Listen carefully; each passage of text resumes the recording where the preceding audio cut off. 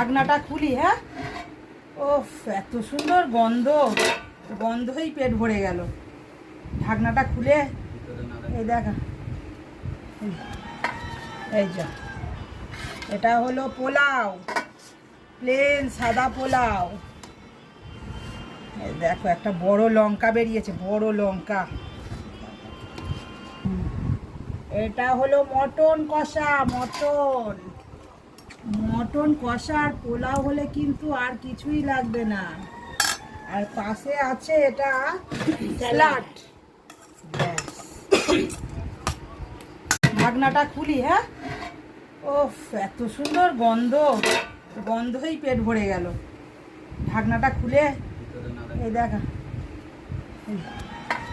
এই যা, এটা হলো পোলাও, প্লেন সাদা পোলাও। এই দেখো একটা